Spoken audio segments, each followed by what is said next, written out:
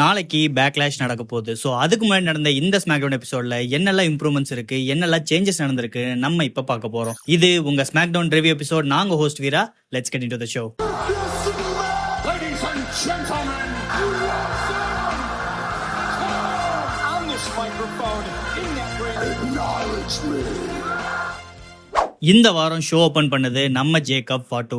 உள்ள வந்த Jacob mic எடுத்து எங்க சமூவன் ஃபேமிலியிலே த சோசன் ஒன்னா இருந்தது ரோமன் ரெயின்ஸ் தான். ஆனா இத்தனை வருஷமா என்ன ஒரு ஆளா கூட யாருமே மதிச்சது கிடையாது. ஆனா இன்னைக்கு திடீர்னு நான் வேர்ல்ட் ஹெவிவெயிட் டைட்டில் பிக்சருக்குள்ள வந்த உடனே எல்லாருமே புது அக்கறையா எனக்கு கால் பண்றாங்க, பேசுறாங்க. ஆனா யாருமே நான் ஜெயிச்சிருன்னு பேச கிடையாது. எல்லாருமே அட் த எண்ட் ரோமன் ரெயின்ஸை நீ அட்டாக் பண்ணக்கூடாது, ரோமன் ரெயின்ஸ் தான் சாம்பியனா இருக்கணும் எனக்கு அட்வைஸ் பண்றாங்க. இப்படின்னு ஜேக்கப் ஃபாட்டு ஒரு கம்ப்ளைண்ட் பண்ணிட்டு இருக்கும்போது கரெக்டா மியூசிக் ஆவது நம்ம டீம் ஊசோ உள்ள வராங்க. முதல்ல ஜிம்மி யூசா தான் பேசுறாரு. அவரு ஃபாட்டோவை பார்த்து, நாங்க ரெண்டு பேருமே உன்னை அட்டாக் பண்றக்கோ இல்ல உன்னை தடுத்து நிப்பாட்டுறக்கோ இங்க வர கிடையாது. உனக்கு எங்க சைட்ல இருந்து ஒரு சின்ன அட்வைஸ். இப்ப வரைக்கும் நான் ஜெயிச்சிருவேன் மட்டும்தான் நீ திங்க் பண்ணிட்டு இருக்க. இன்கேஸ் நீ தோத்து போயிட்டீங்கன்னா அதோட கான்சிக்வன்சஸ் என்னன்னு கொஞ்சம் கூட யோசிக்க மாட்டேங்கிற. உடனே ஜே மைக் எடுத்து, அவன் இதெல்லாம் கொஞ்சம் கூட திங்க் பண்ணிருக்க மாட்டான், அவனுக்கு அந்த அளவுக்கு மூளை கிடையாது, இவன் கண்டிப்பா ரோமன் ரெயின்ஸ் கிட்ட தோத்து தான் போவான், ரோமன் ரெயின்ஸ் உன்னை தோக்கடிக்கிறது உறுதி, ஆனா அவன் உன்னை சும்மா தோக்கடிக்க மாட்டான், உன்னை மென்டலா பிரேக் பண்ணுவான், இது எல்லாமே உன் ஃபேமிலி முன்னாடி வச்சு உன்னை பண்ணுவான். அதனால இதுக்கு முன்னாடி பயங்கரமா பாதிக்கப்பட்டவனா நான் சொல்றேன் கேளு, தோத்து போயிட்டா அதோட கான்சிக்வன்சஸ் என்னங்கிறது ப்ளீஸ் கன்சிடர் பண்ணுன்னு சொல்லி அவர் கேட்கறாரு. அது மட்டும் இல்லாம இந்த மேட்ச் பாக்குறதுக்காக ஜேக்கப் ஃபாட்டோட ஃபேமிலி ரிங் சைட்ல தான் உட்கார்ந்து இருக்க போறாங்க. அதை மென்ஷன் பண்ணியே சொல்றாங்க, உன் ஃபேமிலி முன்னாடி நீ தோப்ப, அது மட்டும் இல்லாம நீ தோத்த உடனே நீ அப்புறம் உன் ஃபேமிலி எல்லாருமே ரோமன் ரெயின்ஸ் அக்னாலேஜ் பண்ணணும், அதுக்கு நீ தயாரான்னு கேக்குறாங்க. உடனே ஃபாட்டோ, நான் எக்காரணத்தை கொண்டு மேட்ச் தோக்க போறது இல்ல, நீங்க உங்களை மட்டும் வச்சு என் கூட கம்பேர் பண்ணி பேசாதீங்க, நீங்களும் நானும் ஒண்ணு கிடையாது, இந்த மேட்ச்ல எப்படியாச்சும் நான் ஜெயிப்பேன், என் உயிரை கொடுத்துதான் ஜெயிக்கணும்னா I am ready to die, என் ஃபேமிலிக்காக நான் எதுவும் செய்ய தயார்னு அவர் சொல்றாரு. அதுக்கப்புறம் தன்னோட கேட்ச் ஃப்ரேஸை சொல்லிட்டு அவர் ரிங்கை விட்டு வெளியே போறாரு. பட் போன ஃபாட்டு மறுபடியும் 2 ஸ்டெப் பின்னாடி வச்சு, நாளைக்கு நடக்க போற மேட்ச்ல ஏதாச்சும் ஒரு சுச்சுவேஷனை நான் ஹெல்ப் பண்றேன், நான் தடுக்கிறேன்னு ரோமன் ரெயின்ஸ்க்காக நீங்க உள்ள வந்தீங்கன்னா இந்த மொத்த சமூன் ஃபேமிலி ட்ரீவை நான் எரிச்சிருவேன்னு சொல்லி மிரட்டிட்டு வெளியே போறாரு. இந்த மொத்த ப்ரோமோ செக்மெண்ட்டை வச்சு ஜேக்கப் ஃபாட்டுவை ஒரு சாதாரண ஆப்போனண்டா இல்லாம ஒரு டாமினன்ட் மற்றும் டேஞ்சரஸான பிளேயரை அவங்க பில்ட் பண்றாங்க. பட் ஓவரால் இந்த மேட்ச் எப்படி முடிய போகுதுன்னு நாளைக்கு நேரம் நமக்கு தெரிஞ்சிடும். First match Tiffany Stratton versus Kiana James for USA championship. Kiana ஜேம்ஸுக்கு சப்போர்ட்டா ஜூலியா ரிங் சைட்ல தான் இந்த ஃபுல் மேட்ச் இருக்காங்க. ஓவரால் இது ஒரு டீசென்டான மேட்ச் தான். அப்பப்போ கியானா ஜேம்ஸ் டிஃப்னி ஸ்டாடன் அடிச்சு ரிங்குக்கு வெளியே தள்ளி விட்டுறாங்க. இவங்க ரிங்குக்குள்ளேயே அம்பையர் டிஸ்ட்ராக்ட் பண்றாங்க. இவங்க எக்ஸ்பெக்ட் பண்ணது என்னன்னா, ஜூலியா எப்படியாச்சும் டிஃப்னி அடிச்சு நம்மளுக்கு ஹெல்ப் பண்ணுவான்னு பார்த்தா ஜூலியா எதுவுமே பண்ணாம வேடிக்கை மட்டும் பார்த்துட்டு இருக்காங்க. அதனால இந்த மேட்ச் முழுக்குமே இவங்க 2 பேருக்கு நடுவில் லைட்டா புகைஞ்சுக்கிட்டே இருக்கு. அதுக்கப்புறம் ஒரு பாயிண்ட்ல டிஃப்னி ஸ்டாடன் வெளியே இருக்கிற ஜூலியாவும் முடிச்சு உள்ள இருக்கிற கியானா ஜேம்ஸுக்கு தன்னோட ஸ்மாக் பிரிட்டியஸ்ட் மூன்சால் போட்டு இந்த மேட்சை வின் பண்றாங்க. சோ இதோட winner and still USA champion Tiffany Stratton. அடுத்தது ஒரு பேக் ஸ்டேஜ் செக்மெண்ட். டேன் ஹவுசன் நாளைக்கு மேட்சுக்கு எனக்கு ஒரு பார்ட்னர் வேணும்னு சொல்லி ஒரு டேபிள் போட்டு உட்கார்ந்து பார்ட்னர் இன்டர்வியூ வச்சு எடுக்கிற மாதிரி அவர் உட்கார்ந்து வெயிட் பண்ணிட்டு இருக்காரு. பட் அவருக்கு ஆன்சர் பண்றதுக்கு யாருமே வரல. கரெக்டா இந்த டைம் மிஸ்ஸோ கிட்வில்சன் வராங்க. டேன் ஹவுசனை பார்த்து கிண்டல் பண்ணிட்டு, யாருமே உங்களோட டாக் டீம் பார்ட்னர் இருக்க போறது இல்ல, உனக்கு பார்ட்னரா யாராச்சும் வேணும்னா அது நீ மட்டும் தான் வரணும்னு சொல்லிட்டு நக்கல் பண்ணிட்டு அவங்க 2 பேரும் போயிட்டாங்க. பட் இவங்க நக்கல் பண்ணதுல இருந்து டேன் ஹவுசன் ஒரு பாயிண்ட் பிடிச்சிட்டாரு. அப்ப எனக்கு பார்ட்னரா நானே தான் வந்தாகணுமான்னு சொல்லி பேக் ஸ்டேஜ்ல போய் இவர் ஒரு குளோனிங் மிஷினை வச்சு தன்னையே ஒரு குளோன் பண்ண ரெடி பண்ணிட்டு இருக்காரு. இவர் குளோனிங் மிஷின் ஆப்ரேட் பண்ணும்போது உள்ள இருந்து லைட்டா புகையில வெடிக்குது. அப்புறம் என்ன சொல்றாரு, 24 மணி நேரம் நான் வெயிட் பண்ணி ஆகணுங்கிற மாதிரி டைலாக் எல்லாம் வருது. சோ இதுல இருந்து நமக்கு என்ன தெரியுதுன்னா, நாளைக்கு மேட்ச் நடக்கும்போது ஒரு பாக்ஸை கொண்டு வருவாங்க, அந்த பாக்ஸ்குள்ள இருந்து புகை வரும், அதுக்கப்புறம் ஒரு ஆள் வர போறாங்க, அது யாருன்னு நமக்கு நாளைக்கு தான் தெரிய போகுது. அடுத்தது டேமியன் பிரீஸ்ட் வர்சஸ் டாலா டாங்கா. பெல் அடிக்கிற வரைக்கும் டேமியன் பிரீஸ்ட் வெயிட் பண்ணவே இல்ல, உள்ள வந்த உடனேவே டாலா டாங்காவை பிடிச்சி அடிக்க ஆரம்பிச்சிட்டாரு. பை த பை, இதுதான் ஃபர்ஸ்ட் டைம் நீங்க என் வீடியோ பாக்குறீங்கன்னா ப்ளீஸ் டூ சப்ஸ்கிரைப். இது தமிழ் கம்யூனிட்டிக்காகவே இயங்கும் ஒரு pro wrestling channel. Every week minimum 3 videos கண்டிப்பா டிராப் ஆகும். Raw review, SmackDown review and explained. So இது எல்லாமே உடனுக்குடன் மிஸ் பண்ணாம பார்க்கணும்னா இந்த சேனலை சப்ஸ்கிரைப் பண்ணுங்க. வாங்க ஷோக்குள்ள போகலாம். அதே மாதிரி டாலா டாங்காக்கு சப்போர்ட்டா நம்ம சோலோ சிக்கவா ரிங் சைட்ல ஃபுல் மேட்ச் இருக்காரு. ஆனா டேமியன் பிரீஸ்டுக்கு சப்போர்ட்டா R-Truth ரிங் சைட்ல இல்ல. காரணம் என்னன்னா, மேட்ச் வர்றதுக்கு முன்னாடி டேமியன் பிரீஸ்ட் தான் R-Truth கிட்ட உனக்கு பயங்கரமா அடிபட்டு இருக்கு, சோ தயவு செஞ்சு வராதுன்னு சொல்லிட்டு இவர் மட்டும் தான் ஒரு ஆளா உள்ள வந்திருக்காரு. மேட்ச் ஓரளவுக்கு டீசெண்டா நல்லா தான் போயிட்டு இருந்துச்சு. ஆனா திடீர்னு டேமியனுக்கு என்னாச்சுன்னு தெரியல, ரிங்கை விட்டு வெளியே போய் சோலோ சிக்காவுக்கு ஒரு உதையை விட்டுட்டு மறுபடியும் உள்ள வராரு. அடி வாங்கினதுக்கு அப்புறம் சோலோ சிக்கா சும்மா இருப்பானா, அவன் இந்த மேட்ச்ல இன்டர்ஃபியர் பண்றதுக்காக உள்ள வரான். இவனுக்கு சப்போர்ட்டா டாமா டாங்காவும் ரிங்குள்ள வராங்க. இவங்க 2 பேரையும் தடுக்கிறதுக்காக R-Truth வராரு. ஆனா R-Truth இவங்க 2 பேர்த்து என்ன பண்ண முடியும், 2 பேருமே சேர்ந்து R-Truth பொளந்து கட்டுறாங்க.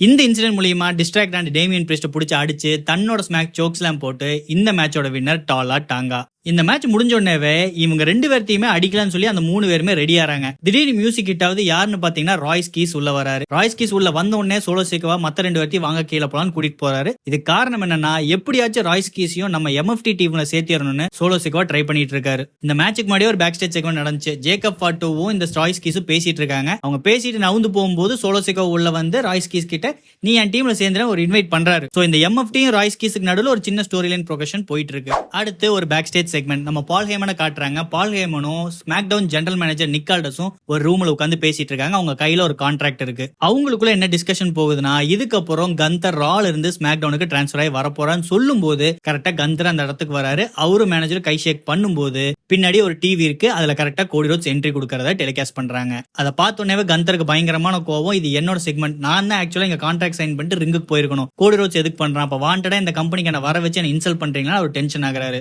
இப்ப கேமரா அப்படியே ரிங்க போக்கஸ் பண்ணி காட்டுறாங்க. ரிங்குக்குள்ள கோடி ரோட்ஸ் இருக்காரு. மைக் எடுத்து கோடி ரோட்ஸ், நான் இந்த ஸ்டேடியத்தில் தான் இருக்கேன், எனக்கு தெரியும் கந்தரும் இப்ப இங்க தான் இருக்கான், அப்புறம் எதுக்கு நாங்க விலகி நின்னு பேசிட்டு இருக்கணும்? கந்தர் ஒழுங்கா ரிங்குக்கு வா, ஃபேஸ் டு ஃபேஸ் பார்த்து பேசிக்கலாம்னு சொல்லி சேலஞ்ச் பண்றாரு. பட் உள்ள வந்தது கந்தர் கிடையாது. அதுக்கு பதிலா பால் ஹேமன் வராரு. ஹேமன் கையில ஒரு கான்ட்ராக்ட் இருக்கு. அதுதான் Cody Rhodes vs Gunther for WWE undisputed championship. ஆனா இந்த மேட்ச் இப்ப நடக்க போறதுல வரக்கூடிய கிளாஷ் இன் இட்டாலியில நடக்க போகுதுன்னு டிக்ளேர் பண்றாங்க. கோடி ரோட்ஸும் பால் ஹேமனை பார்த்து நக்கல் பண்றாரு. என்னப்பா பிராக் லெஸ்னர் போன உடனே அந்த இடத்துல கந்தரை வச்சு ரீப்ளேஸ் பண்ணிட்டியா? அப்ப கந்தருக்கு நீ தான் இனிமேல் அட்வொகேட்னு சொல்லி கொஞ்சம் அவர் வம்புலுக்கிறாரு. பால் ஹேமனும் ரொம்ப ஹானஸ்டா ஆன்சர் பண்றாரு. நான் கந்தருக்கு அட்வொகேட்ல கிடையாது, அவன் எனக்கு ஒரு ஹெல்ப் பண்ணா, இன் ரிட்டன் நான் உனக்கு ஒரு ஹெல்ப் பண்றேன், அதுதான் இந்த கான்ட்ராக்ட். இந்த கான்ட்ராக்டை நீ சைன் பண்ணி உங்களுக்கான மேட்சை நீ அபிஷியல் பண்ணிக்கோன்னு சொல்லி கான்ட்ராக்ட் கொடுத்துட்டு பால் ஹேமன் ஆக்சுவலா கிளம்புறாரு. அவர் கிளம்புன உடனேவே பின்னாடி இருந்து வந்து கந்தர் அட்டாக் பண்றாரு. கந்தர் அட்டாக்னாவே உங்களுக்கு தெரியும், அந்த ஸ்லீப்பர் ஹோல்டு தான். அவரு பயங்கரமா அந்த ஸ்லீப்பர் ஹோல்ட் பண்ண ட்ரை பண்றாரு. பட் அதுல இருந்து எஸ்கேப் ஆகி அவர் ரிங்குக்கு வெளியே தள்ளி விட்டுறாரு. சோ இது மூலமா நமக்கு கிடைச்ச டேக் அவுட் என்னன்னா, Gunther vs Cody Rhodes for WWE undisputed championship நடக்க போகுது. அது அடுத்து வர்ற பேப்பர் வியூ கிளாஷ் இன் இட்டாலியில நடக்க போகுது. அடுத்தது Matt Cardona vs Ricky Saints. இது ஒரு ஓகேஷ் மேட்ச் தான். சீட்டிங்ல எதுவுமே அவங்க பண்ண கிடையாது. ரொம்பவே ஸ்ட்ரைட் ஃபார்வர்டான ஒரு மேட்ச். ஆக மொத்தம் இந்த மேட் கார்டோனோவை அடி வாங்கறதுக்காகவே மறுபடியும் கான்ட்ராக்ட் சைன் பண்ணி இந்த WWE உள்ள கொண்டு வந்திருக்காங்க. இப்ப நான் சொன்னதை வச்சு உங்களுக்கு தெரிஞ்சிருக்கும் இந்த மேட்ச்ல யார் வின் பண்ணிருப்பான்னு. அப்கோர்ஸ் இந்த மேட்சோட வின்னர் ரிக்கி சைன்ஸ். அடுத்தது WWE tag team women champion ப்ரீ பிலா அண்ட் பேஜ் ரிங்குள்ள வராங்க. உள்ள வந்து எப்பயும் போல நாங்க தான் இப்ப விமன் சைட்ல டாக் டீம் சாம்பியன், எங்களுக்கு ஆப்போனண்டா யார் வந்தாலும் நாங்க ஃபேஸ் பண்ணுவோம் பிளா பிளா பிளான்னு சின்ன டயலாக் விட்டுட்டு இருக்காங்க. இப்ப ஃபேட்டல் இன்ஃப்ளூயன்ஸ் டீம் ஆக்சுவலா உள்ள வராங்க.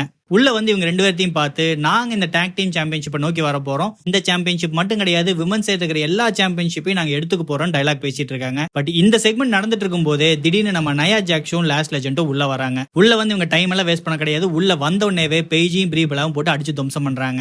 அதுக்கப்புறம் ஃபேட்டல் இன்ஃப்ளூயன்ஸை பார்த்து நாங்க தான் இந்த கியூல ஃபர்ஸ்டா நின்னுட்டு இருக்கோம், எங்களுக்கு அப்புறம் தான் உங்களுக்கு டாக் டீம் பெல்ட் மேட்ச் கிடைக்குமோ தவிர எங்களுக்கு முன்னாடி உங்களுக்கு கிடைக்காதுன்னு மிரட்டிட்டு இவங்க வெளியே போறாங்க. அந்த 3 பேருமே ரிங்குள்ள தான் நிக்கிறாங்க. காரணம் என்னன்னா, அடுத்தது இவங்களுக்கு ஒரு மேட்ச் இருக்கு. இப்ப நயா ஜாக்ஸும் லாஸ்ட் லெஜெண்ட் ரிங் விட்டு வெளியே போகும்போது கரெக்டா ரியா ரிப்ளே உள்ள வராங்க. அடுத்து சார்லட் flare Alexa bliss Riya reply vs fatal influence. Overall இது ரொம்பவே ஒரு நல்ல மேட்ச். இந்த ஃபேட்டல் இன்ஃப்ளூயன்ஸ் இருக்கிற 3 பேரோட பேரை நான் மனப்பாடம் பண்ணணும்னு நினைக்கிறேன். ஏன்னா எத்தனை டைம் படிச்சாலுமே அந்த பேர் எனக்கு மறந்து போயிருது. இது எனக்கு மட்டும் தான் இருக்கா இல்ல உங்களுக்கு அந்த மாதிரி தான் ஃபீல் ஆகுதுன்னு கமெண்ட்ஸ்ல மறக்காம சொல்லுங்க. அப்புறம் இந்த அலெக்சா பிளிஸ் நம்ம ஆக்சுவலி திட்டி ஆகணும். ஏன்னா நீ ஸ்மாக் சிஸ்டர் அபிகேல் போடுறதுக்காக ஆப்போனண்ட கரெக்டா புடிச்சு நிக்கிற, உடனுக்குடன் ஸ்மாக் போடணும்ல, அதை விட்டு அதே பொசிஷன்ல எதுக்கு ஒரு 2 நிமிஷம் நின்னுட்டே இருக்கிற? இது ஒரு டைம் 2 டைம் பண்ணா பரவாயில்ல, எல்லா மேட்சஸ்லயும் இந்த தப்பு பண்ணிட்டே தான் இருக்காங்க. அது பார்க்கும்போது இப்ப வர வர நம்மளுக்கு கோவம் வருது. அலெக்சா பிளிஸ் தான் ரிங்குக்குள்ள அடி வாங்கிட்டு இருக்காங்க. ரிங்குக்கு வெளியே சார்லட் ஃபயரை அந்த கமெண்ட்ரி டெஸ்க் மேல போட்டு படுக்க வச்சாச்சு. மிச்சம் இருக்கிற ரியா ரிப்ளி தான். சரி, அலெக்சா பிளிஸ் ரியா ரிப்ளிக்கு பாஸ் கொடுக்கலாம்னு போகும்போது திடீர்னு ரியா ரிப்ளியை பின்னாடி இருந்து அட்டாக் பண்றாங்க. யாருன்னு பாத்தீங்கன்னா நம்ம ஜேட் கார்கில்.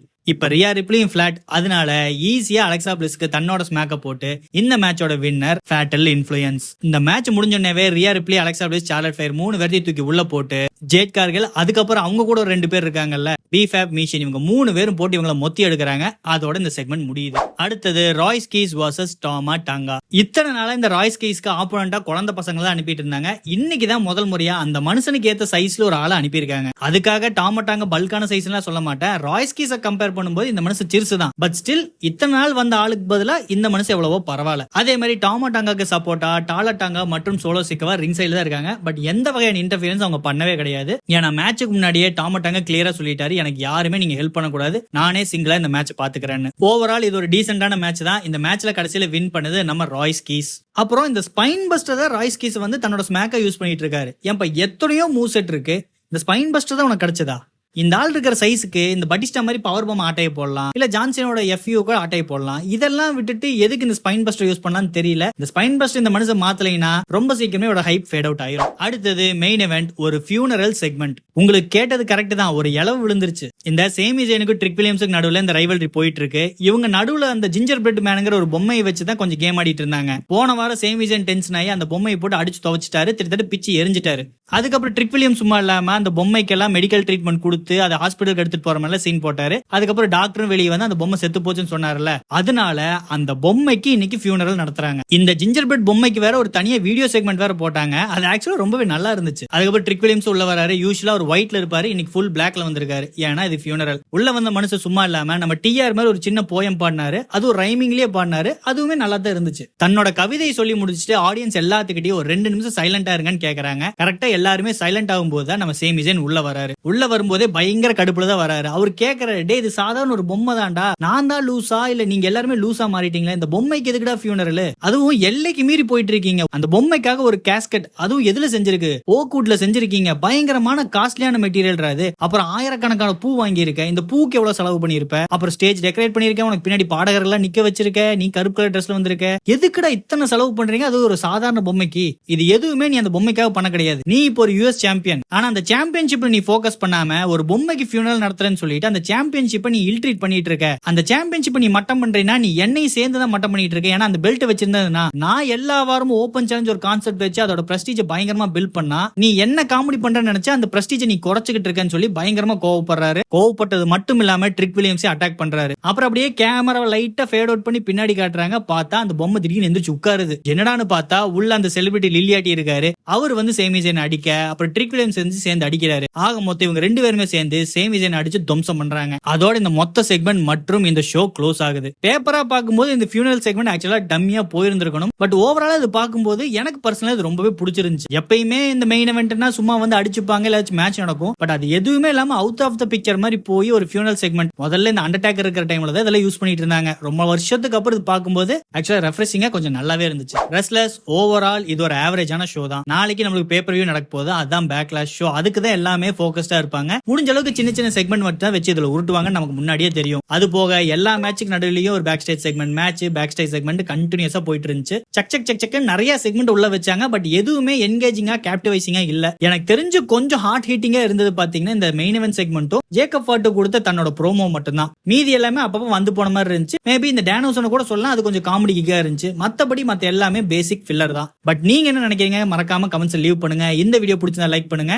அதே மாதிரி ப்ரோ ரெஸ்லிங் பார்க்கக்கூடிய உங்க ஃப்ரெண்ட்ஸ்க்கு இந்த வீடியோவை ஷேர் பண்ணுங்க. நாளைக்கு பேபேக் ரிவ்யூ எபிசோட் நான் உங்களை சந்திக்கிறேன். அது வரைக்கும் இட்ஸ் மீ யூரா signing off. Until next time.